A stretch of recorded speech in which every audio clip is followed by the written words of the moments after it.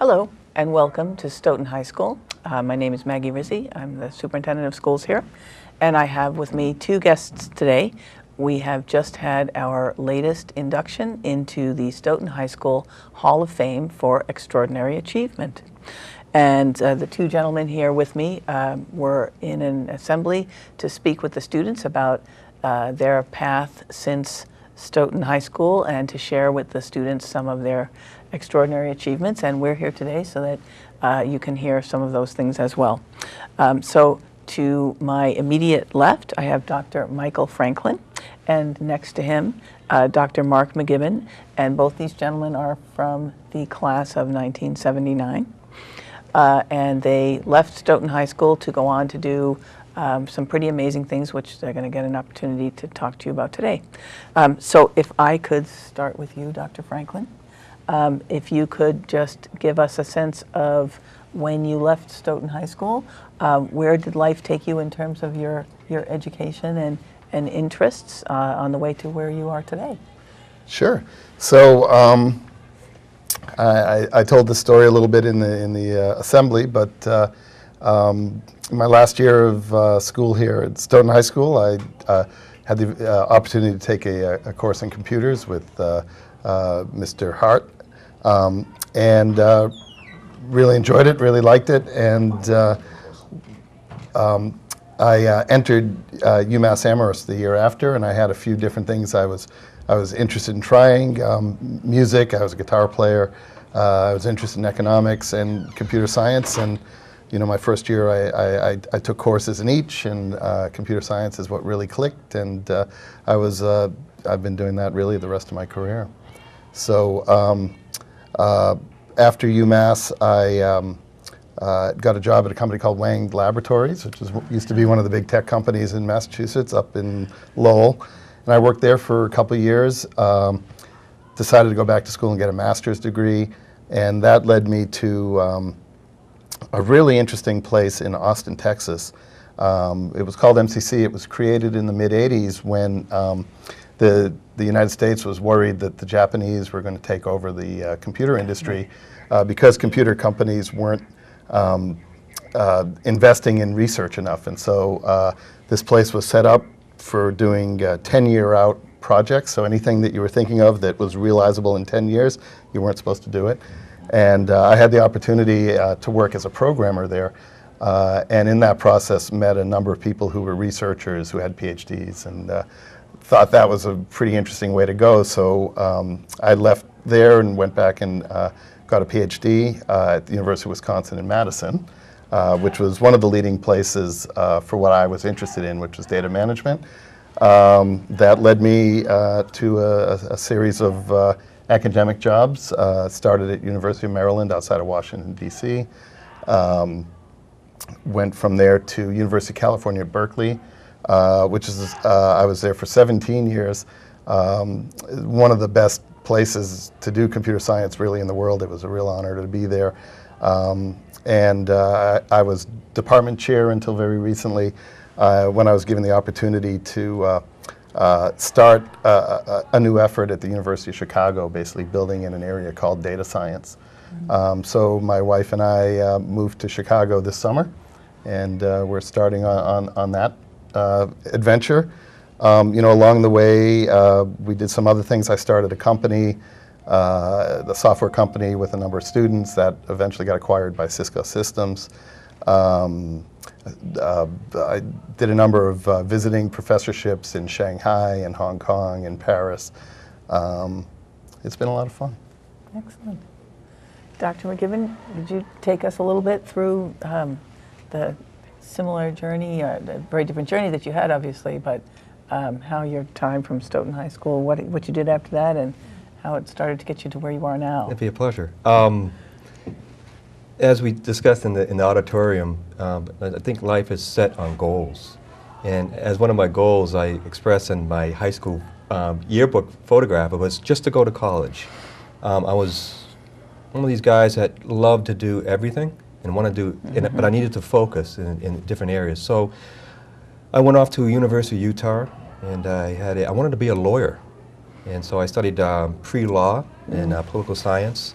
And at that time, I had a ROTC scholarship, a ROTC scholarship with the Navy. And so I received a commission.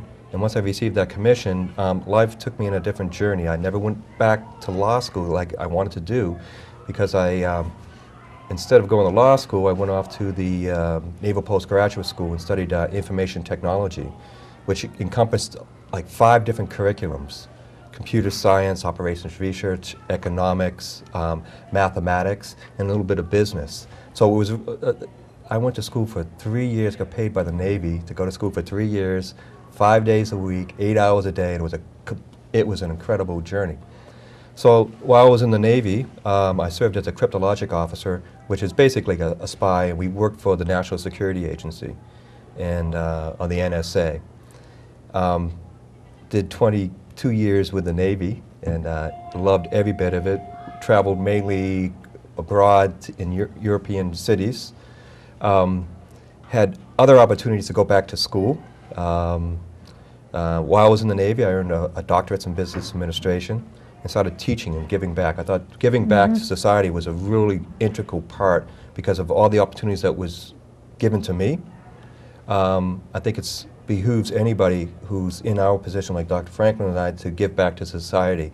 And some of the things that we did along the way was to work for like Habitat for Humanity, work for Meals on Wheels. We took meals for the elderly, people that were stuck in their homes, and we would take a meal out to them, a hot meal. Special Olympics, Paralympics, all these types of volunteer. PTA, president. So there's a lot of leadership and mentorship and mentoring kids along the way too. So in academics, I realized that I was really good at it. And so opportunities come once at you, and I took advantage of opportunities. I never wanted to go back in life and go, I regret not doing that. Yeah. So I took advantage of these opportunities, and I became a professor visiting. I was an adjunct in several different universities, no matter where I was at. University of Maryland, Columbia Southern University, Troy State University, University of West Florida. Then I went off, and I was working I retired out of the Navy, and I joined several different defense contracting because I was defense related, so I knew that industry pretty well, and worked in leadership positions. I was a European operations officer for Lockheed Martin, in charge of all of Europe, and still I adjunct there. Went back to school, got a PhD in business, so I have 2 business doctoral degrees. One's a doctorate in business administration, was like a glorified MBA. And you focus in on real-world problems. The PhD, you're founding new knowledge. So I did a PhD more in international economics. Then continued on to school, I got another master's in strategic leadership, and then went off and had all these opportunities to get graduate certificates, and I achieved 19 of those. And I kept on, like, you have 6 to 8 classes and you can get a graduate certificate. And it was very focused, and I really enjoyed that. So academia was something that I enjoyed, and but life takes you on different journeys. Now I'm working as a CEO and president of a company called the Virgin Islands Next Generation Network, and basically brings fiber optic cable, broadband speeds throughout the Virgin Islands, the 4 Virgin Islands themselves, on St. John, St. Thomas, St. Croix, and Water Island. And so in that territory, they have the fastest speeds available today for the internet, and it's really exciting to be a part of that at the ground level. So the Virgin Islands will be a very different place after you finish that, after that project is all finished. Yes. To go from essentially really limited, maybe no connectedness, to attached to the whole world. Right. It'd be really interesting to see what kind of a difference that makes Right. in people's lives there.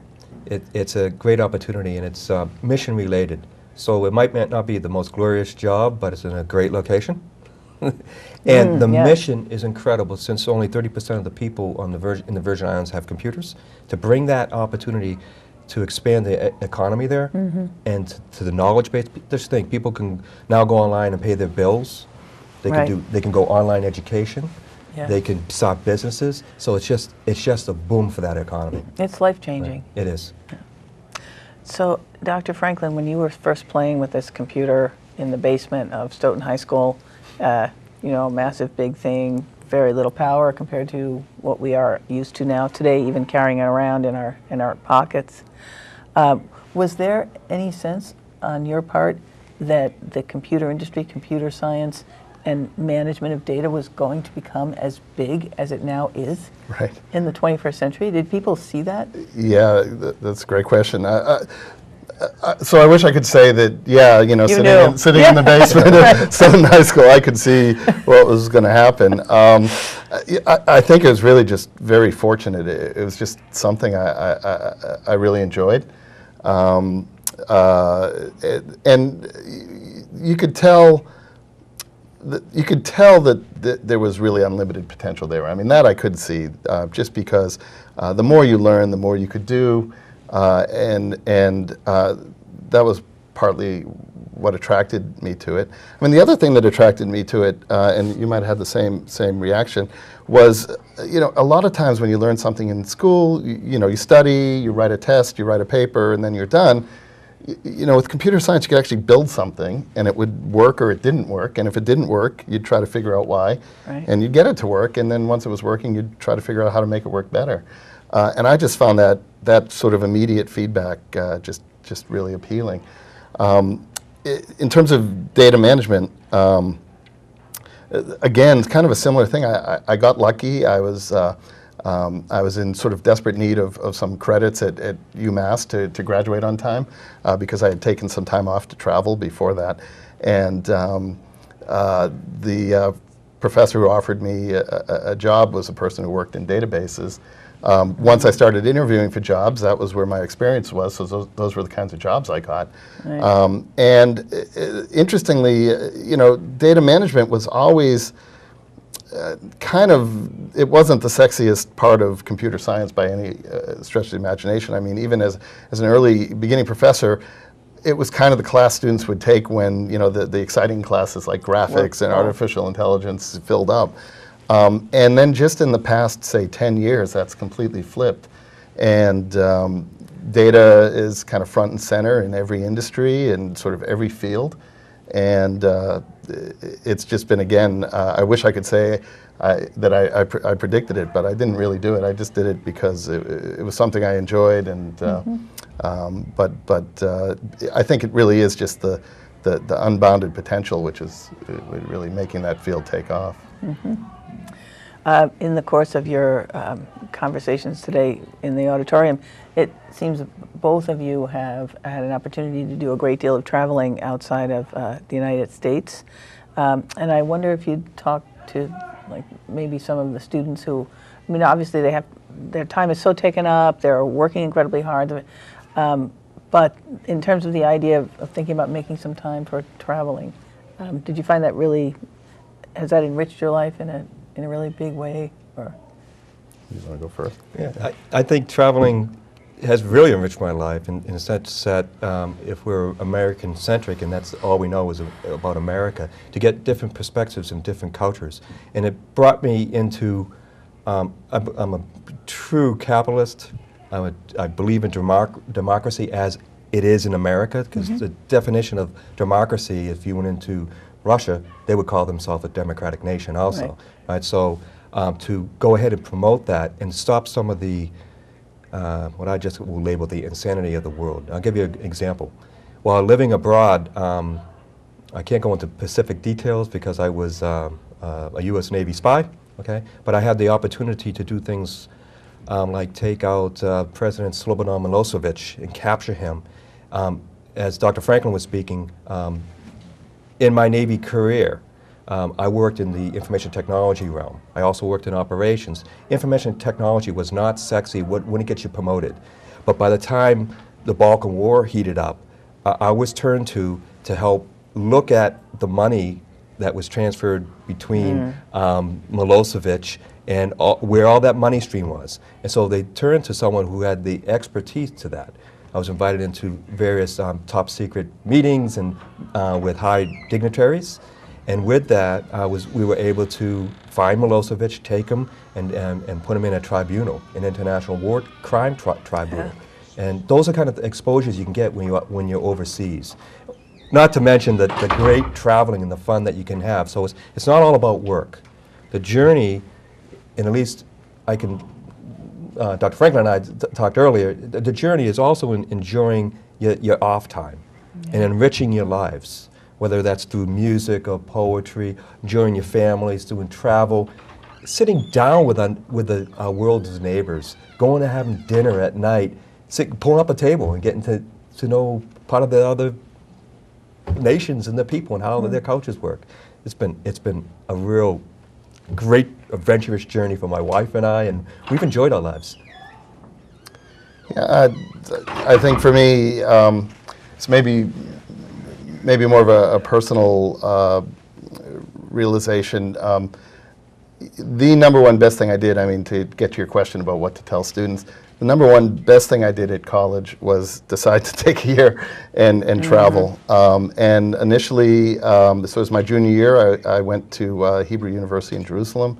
I was supposed to spend a year there, and it was a wonderful program, but I was mostly with other American kids. Our classes were mostly in English. And it was my first taste of international travel and getting to meet, people from different cultures. And so I decided, well, if I'm going to do it, I might as well really just do it. And so I, stopped that program and just started traveling. And I did some, I had a friend who was studying in Egypt, so I went and spent some time in Egypt. I spent a couple months working on a kibbutz, which is a collective farm, harvesting bananas and planting avocado trees, and then went from there to Turkey and then traveled all through Europe. And what it did for me personally was, before that I was sort of maybe an indifferent student. I would do my work, but I wasn't really pushing myself, and I wasn't really motivated to. And by traveling and seeing the greater world, I realized that there's this amazing world out there, and that if I wanted to fully participate in it, I needed to apply myself and get some skills and have a reason for being able to engage with the rest of the world. And so taking that year to travel during college was really transformative to me. And since then, as Mark was saying, my wife and I have been traveling whenever we can. We have friends all over the world and enjoy meeting new people. And you can go to places and have real impact. I was on the first scientific delegation to Vietnam after the end of the war. And, people there were struggling, trying to figure out how to basically reboot their education system. And we were able to go and, provide advice and some support. And, you get to do some amazing things like that. May I intervene?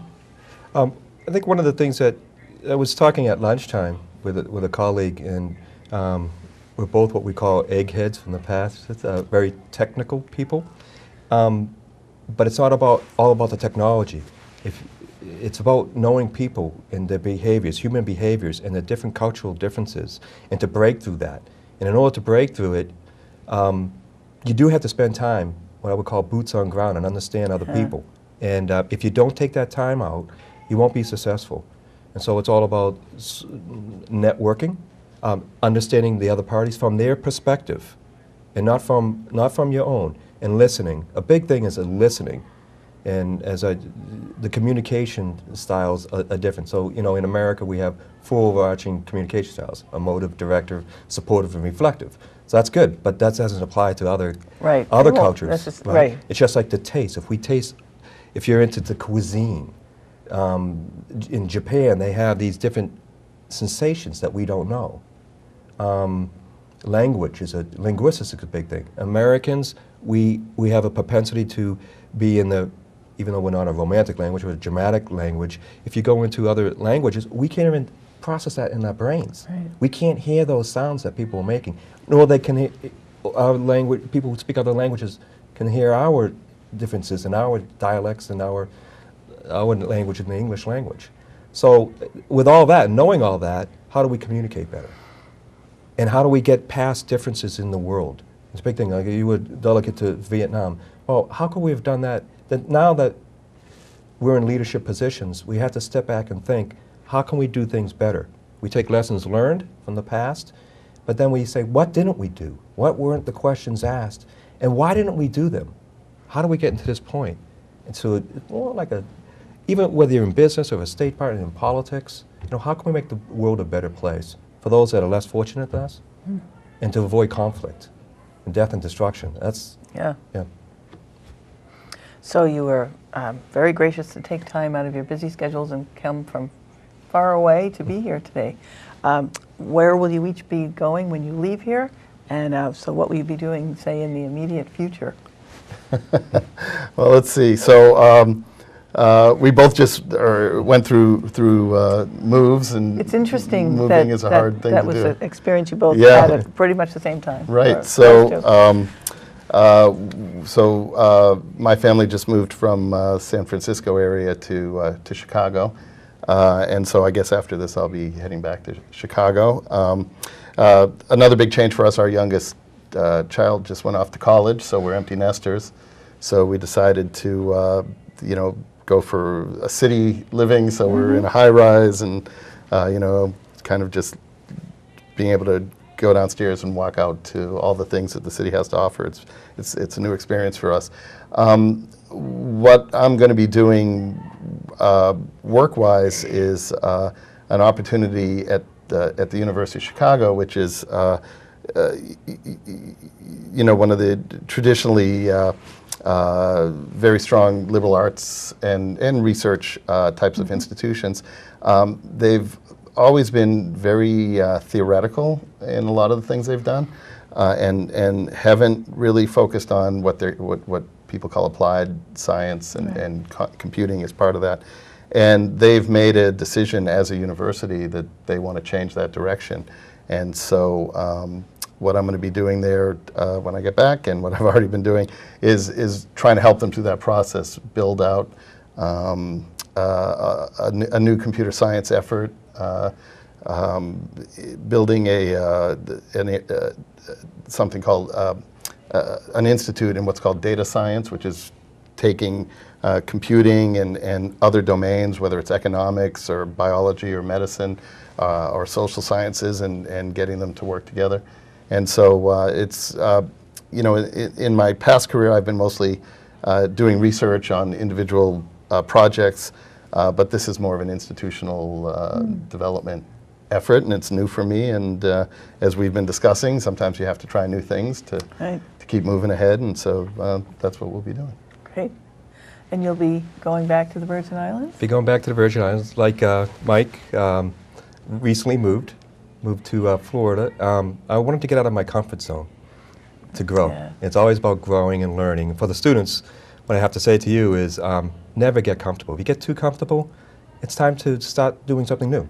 And so that's what we decided. We moved to Florida. My whole intent was to run for Congress. And then I had an opportunity to go to the Virgin Islands to head up a company, a fiber optic company that sells broadband, very high-speed internet services, bandwidth to the Virgin Islanders on all 4 islands. And with that, the company was built on federal grants and United States Virgin Island bond money. $115 million of infrastructure was placed on the 4 islands. So I'm coming in as a business person, and my job is to hook up the last mile. So we have the infrastructure that goes in the big racetrack loops. And we just have to connect into that, and all the businesses and communities and schools and government and residences, all they have to hook up. So my job is to get the internet service providers, the business people, to hook up to my business, and I have the infrastructure, I have the speeds, and it's political too, because my chairman of the board is Governor Ken Mapp, and so he's depending on me to get reelected too, part of it. So you have to be again, going back to being social and knowing all the people and all the players and where they're coming from. So the best word of advice I had was from a friend, Howard Permit, who was the CEO of Metro North Rail, Grand Central Terminal in New York. He had all these governors because all the subways go out into the rail to all these different states. Howard and I, he's a good friend of mine. He's a similar type of business. So it's not only political, you have all these, you're not going to be popular. But at the end of the day, you need to do the right thing. And the right thing is for the people. Who are your stakeholders? And think from their perspective. So that's And so that's a fun challenge. And so once we get everything hooked up, we go back to Florida. I'll run for office and maybe come back here and talk to the kids again. Yeah. Well, I think that we've seen it, and we certainly tell the students, but it's true even for people who are in the workforce today. You may think that you're going to go in one direction, but the chances are that maybe you're not. You're going to go in another direction, right, which might be more interesting even than what you would have imagined. And I think very few people have one career, really. Right. You know, one thing will lead to another, and you'll have different aspects of a career, and maybe at certain parts of your career be doing things that you never would have envisioned in high school, right, or even in college, or even yesterday. Right, even yesterday. I mean, I think for the students in high school right now, it's going to be even more so than it was for us, because technology is moving so quickly. The nature of work is changing so quickly, and it's clear that people are going to increasingly have to become lifelong learners. I mean, so even if you learn a set of skills today, you know, 10 years from now, it's not clear that those skills are going to be as valuable as they were when you learned them. And you need to be thinking not just, oh, I'm going to finish my degree and I'm going to go on and that'll be all I do with learning. But you really have to be thinking about, you know, how are you going to stay current? How are you going to be advancing yourself for the rest of your life? And it's a great opportunity, but it's really the days of, you know, I do high school and I go out and I get a job and that's what I do until I retire. It hasn't been true for us, and it's certainly not going to be true for people in high school now. Can I just add on to that point? And learning doesn't have to come from a formal education, okay? One of the smartest men I knew was my wife's grandfather. If I was in school and I was taking a subject, I'd talk to him, and he was a high school graduate, never went off to college. He says, oh, I know about that subject, and he knew more about it than I did, and I was current with it. It was incredible. Why? Because he opened up a book and read. Yeah. He was the most diverse. He had a portfolio that was unlike any other man that I ever met in my entire life. And he could talk computer science, he could talk history, he could talk politics, he could talk anthropology. He was all over the art. And he was my mentor in a way in life. Right. Yeah. Miss him. He's, God rest his soul. Well, thank you very much, gentlemen, for coming and for speaking today. And your plaques are now in our Hall of Fame, which will move to the new high school. We'll have a new hall to put the Hall of Fame in. So thank you very much, and wish you all the best. Great. Thank you for inviting us back, and for this honor. It's really it was a great experience to come back. I'm glad we did it before the new high school. I'm excited you're getting a new high school, but it was fun to be back on that stage 37 years later, or however long it's been. So, great. Yeah, and I thought it was a great opportunity to talk to the kids and to hear someone that came from Stoughton High School. And here's the message: if I can do it, you can do it, right? Yeah, and they're great kids, aren't they? They just amazing. Yeah, they really pay attention. They engage. They're nice. They're nice kids. Right. So I'm glad you were able to do that for them. Thank you for that. So thank you. This concludes our broadcast. I hope you enjoyed it, and thank you very much. We'll see you again.